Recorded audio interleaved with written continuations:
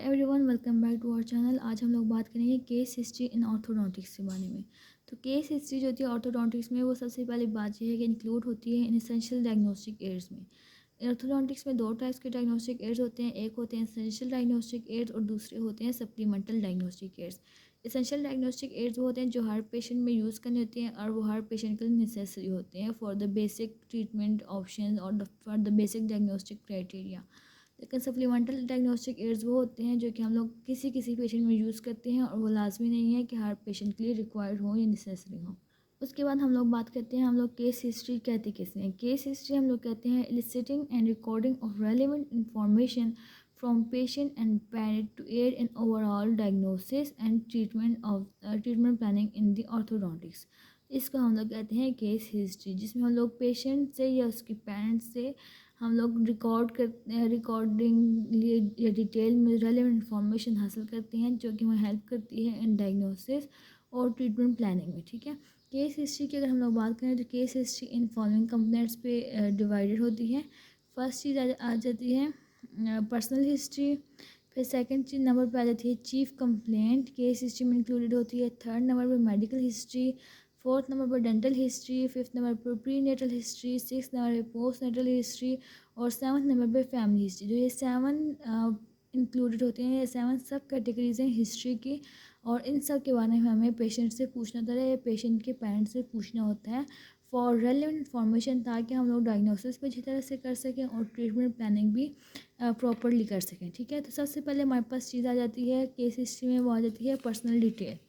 तो personal detail में हम लोग क्या क्या पूछते हैं, वन सेकेंड, नेम पूछते हैं। नेम क्यों पूछते हैं? ताकि कम्युनिकेशन और आइडेंटिफिकेशन के पर्पस के लिए।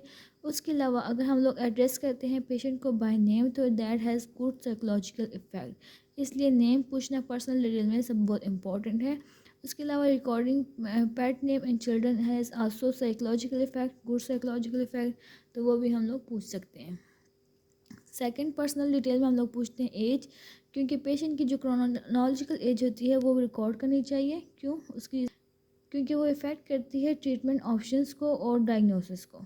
कैसे इफ़ेक्ट करती है ट्रीटमेंट ऑप्शन या डायग्नोसिस को? क्योंकि कुछ चीज़ें ऐसी होती हैं जो सर्टेन एज में नॉर्मल कंसिडर की जाती हैं। फॉर एग्जांपल अगली डकलिंग स्टेज एज सम एज में नॉर्मल कंसिडर की जाती है, लेकिन आफ्टर दैट एज वो नॉर्मल कंसिडर नहीं की जाती। ठीक है, उसके अलावा अगर हम लोग बात करें ट्रीटमेंट ऑप्शन को कैसे मॉड्यूलेट करते हैं एज, तो ट्रीटमेंट ऑप्शन जो होती हैं कुछ एज में डिफरेंट होती हैं और हर एज के लिहाज से डिफरेंट होती है, स्पेशली इन ऑर्थोडोंटिक्स। हाउ?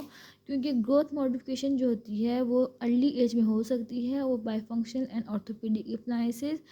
तो वो अर्ली एजेस में अगर हम लोगों ने कोई ट्रीटमेंट करनी है तो हम लोग ग्रोथ मॉडिफिकेशन के थ्रू कर सकते हैं, लेकिन लेटर एज में ग्रोथ मॉडिफिकेशन नहीं हो सकती। इसलिए जितनी भी ट्रीटमेंट होती है वो होगी सर्जिकल रिसेक्टिव प्रोसीजर से, जो कि होती है आफ्टर कैसेशन ऑफ ग्रोथ और after the end of the growth. Third चीज़ जो हम लोग पूछते हैं पर्सनल हिस्ट्री में वो होती है sex. Sex should be recorded. क्यों इंपॉर्टेंट है? क्योंकि इंपॉर्टेंट होती है ट्रीटमेंट प्लानिंग में, क्योंकि among both sexes male and female sex में टाइमिंग ऑफ ग्रोथ भी डिफरेंट होती है और ग्रोथ स्पर्ट भी डिफरेंट होते हैं। ठीक है, और हम लोगों को पता है कि ऑर्थोडोंटिक्स में टाइमिंग ऑफ ग्रोथ और ग्रोथ स्पर्ट कितने इंपॉर्टेंस रखते हैं, तो इसलिए सेक्स का रिकॉर्ड करना भी इम्पॉर्टेंट है कि इधर द पेशेंट इज़ मेल और patient is female. Next personal history में हम लोग पूछते हैं address and occupation. Address and occupation क्यों पूछते हैं? एक तो हम लोग सोशियो इकोनॉमिक स्टेटस का पता करते हैं। ठीक है, तो इससे हमें पता चलता है कि पेशेंट की अफोर्डेबिलिटी क्या है और उसकी चॉइस और डिपेंड करता है, वो डिपेंड जो पेशेंट अफोर्डेबिलिटी होती है वो फिर आगे फर्दर इन्फ्लुएंस करती है कि ट्रीटमेंट प्लान क्या होना चाहिए और नंबर ऑफ अपॉइंटमेंट्स कितने होने चाहिए और किस तरह से अपॉइंटमेंट शेड्यूल करना है ताकि पेशेंट के लिए रेलेवेंट हो और ईजी हो कि वो अपॉइंटमेंट्स के लिए आ सके। ठीक है, तो ये हमारे पास थी पर्सनल हिस्ट्री, जिसमें हम लोगों ने पूछी है डिफरेंट चीज़ें। फर्स्ट हम लोगों ने पूछा था पर्सनल हिस्ट्री में नेम, फिर हम लोगों ने पूछे एज। पर्सनल हिस्ट्री में हम लोगों ने सेक्स रिकॉर्ड किया है और एड्रेस एंड ऑक्यूपेशन रिकॉर्ड किया है। नाउ फर्दर अगर हम लोग मूव करें तो सेकंड नंबर पे हमारे पास केस हिस्ट्री में आ जाता है चीफ कंप्लेंट।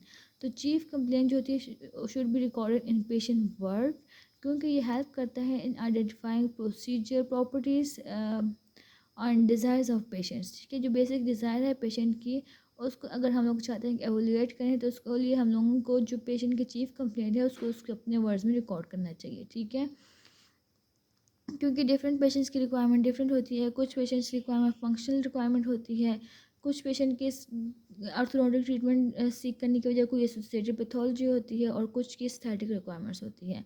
तो ये सारी चीज़ें हमें मद्देनज़र रखनी चाहिए in case if we want the good treatment plan according to patient satisfactions. तो नेक्स्ट चीज़ हमारे पास केस हिस्ट्री में आ जाती है मेडिकल हिस्ट्री। मेडिकल हिस्ट्री क्यों इम्पोर्टेंट है? क्योंकि ये बहुत सारी जो प्रॉब्लम है उसकी एज ए नेटोलॉजी वर्क कर सकती है, यानी कि काज ऑफ डिफरेंट कंडीशंस भी हो सकती हैं मेडिकल हिस्ट्री। ठीक है, वेरी फ्यू मेडिकल कंडीशन ऐसी होती हैं जो कॉन्ट्राइंडिकेट करती हैं यूज़ ऑफ ऑर्थोडोंटिक अप्लायंसेस को।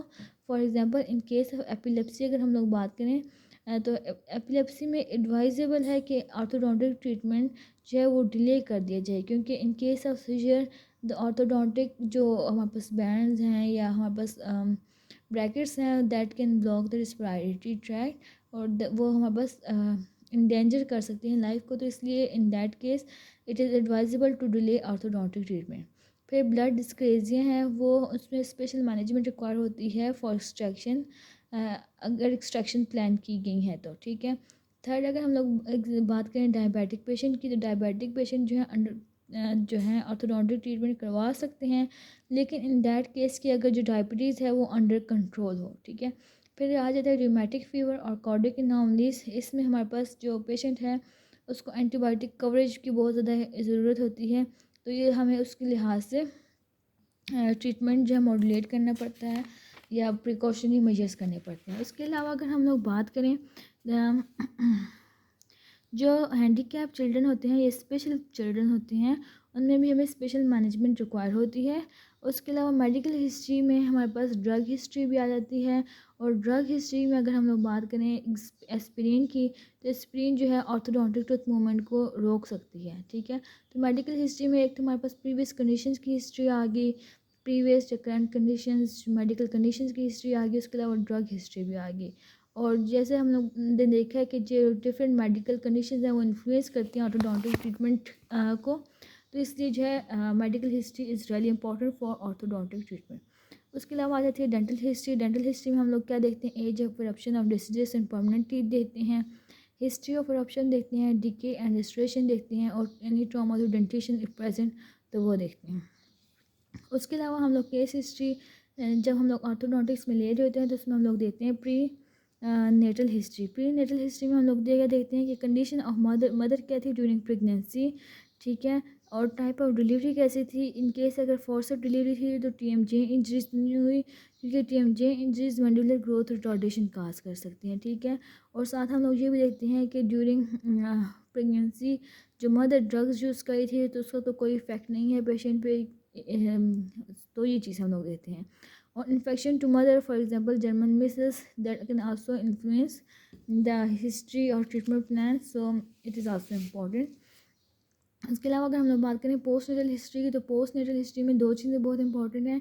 एक तो टाइप ऑफ फीडिंग क्या हुई है when the person was child, और दूसरा कोई प्रेजेंस ऑफ हैबिट्स तो नहीं है, कोई हैबिट्स इन केस हम लोग कह सकते पैरा फंक्शनल हैबिट्स जो कि विदाउट एनी फंक्शन की होती हैं, जो मैंडिबल की मूवमेंट्स होती हैं उसको हम लोग कहते हैं पैरा फंक्शनल हैबिट्स। ठीक है, तो ये दो चीज़ें हम लोग देते हैं पोस्ट नेटल हिस्ट्री में। उसके अलावा हम लोग केस हिस्ट्री और इन ऑर्थोडोंटिक्स में हम लोग देते हैं फैमिली हिस्ट्री। फैमिली हिस्ट्री में डिफरेंट कंजेनिटल कंडीशंस को हम लोग देखते हैं कि हमारे पास कुछ मालोक्लूजन जो होती हैं वो फैमिली से एसोसिएटेड होती हैं। For example cleft lip and palate की अगर हम लोग बात करेंगे, ये मोस्टली जो होती है फैमिलीज़ में रन डाउन करती है। ठीक है, तो इसलिए ये family history is also important in the case history of orthodontics. तो इसको हम लोग अगर रिव्यू करें तो केस हिस्ट्री ऑफ ऑर्थोडोंटिक्स में इंक्लूडेड क्या क्या चीज़ें। उससे पहले केस हिस्ट्री में इंपॉर्टेंट होती है पर्सनल डिटेल्स, फिर चीफ कंप्लेंट, फिर medical history, dental history, prenatal history and postnatal history and family history. ये 7 सब हेडिंग्स होती हैं in the case history in orthodontics. तो ये सारी चीज़ों के बारे में अगर हम लोग ऑर्थोडोंटिक डायग्नोसिस अच्छी तरह से करना चाहते हैं तो हमें केस हिस्ट्री में इन सारी चीज़ों के बारे में पूछना चाहिए। So this was all about the case history in orthodontics कि इसमें हम लोग क्या क्या इन्फॉर्मेशन लेते हैं। तो थैंक यू फॉर वॉचिंग। अगर आपको हमारी वीडियो पसंद आई तो लाइक शेयर सब्सक्राइब और कमेंट करना मत भूलिएगा। Thank you.